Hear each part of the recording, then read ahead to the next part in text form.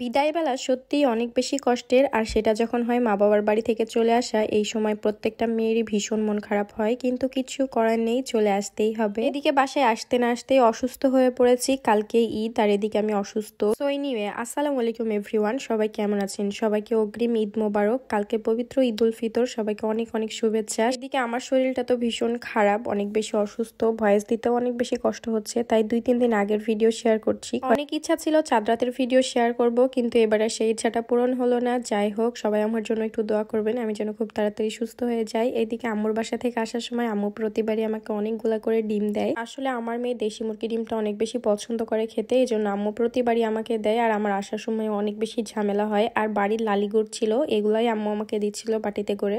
আমি যখনই আসি তখনই আম্মু এভাবে টুকটুক করে সব জিনিসপাতি আমাকে বেঁধে দেয় একটু একটু করে। তবে আজকে একটা জিনিস ভুল করে রেখে চলে এসেছি। আম্মু রান্না করা মাংস এক বাটি দিয়েছিল, ওটা আম্মু ফ্রিজে রেখে দিয়েছিল। এদিকে আমি ব্যাগে উঠাতেই ভুলে গেছি, ভুল করে চলেও এসেছি। অর্ধেক রাস্তা আসার পর আম্মু আমাকে ফোন দিয়েছিল, কিন্তু তখন আর ব্যাক করা সম্ভব ছিল না, এই জন্য আর নিয়ে আসা হয়নি। আর আগের ভিডিওতে আপনাদের সাথে শেয়ার করেছিলাম আম্মুর অনেকগুলো মুরগি একসাথে কিন্তু কেটে ফেলেছিলাম, মানে জবাই করেছিলাম আর কি, সবার জন্য মাংস রেখেছিল। সেই মাংসটা অবশ্যই নিয়ে এসেছিলাম। এটা আসলে আমার শ্বশুর শাশুড়ি আমার জামাই ওদেরকে খাওয়ার জন্য দিয়েছিল আর কি, যেহেতু বাসায় পোষা মুরগি, এই জন্য আম্মু একটা আমাকে দিয়ে দিয়েছিল বাসায় রান্না করে খাওয়ার জন্য। তাই আমি সবকিছু ব্যাগে উঠিয়ে নিচ্ছিলাম, কিন্তু দেখেন আসল জিনিসটাই নিতে ভুলে গেছি। রান্না করা মাংসটা অনেক বেশি মজা হয়েছিল খেতে, এই জন্য আম্মু বাটিতে করে দিয়েছিল বাসায় সবাই খাওয়ার জন্য, কিন্তু ওটাই ভুল করে রেখে চলে এসেছি। তবে যাই হোক, সেটা নিয়ে আর আফসোস করে কোনো লাভ নেই। এদিকে আমার মেয়েকে রেডি করিয়ে দিচ্ছিলাম। আমার পাজি বুড়িটা অনেক বেশি দুষ্টু হয়ে গেছে, চুল রাখবে কিন্তু চুল ছুটি বাঁধতে চাইবে না। এদিকে গরমে তো ঘেমে অবস্থা খারাপ হয়ে যায়, তবে জোর করে চুলটা বেঁধে দিয়েছি। চুলগুলা বাঁধা হয়ে গেলে এখন জুতাটাও আমাকেই নাকি পরিয়ে দিতে হবে। খুবই বেশি দুষ্টু হয়ে যাচ্ছে দিনে দিনে, মানে কথাই শুনছে না আমার। আর সেদিন অনেক বেশি গরম ছিল,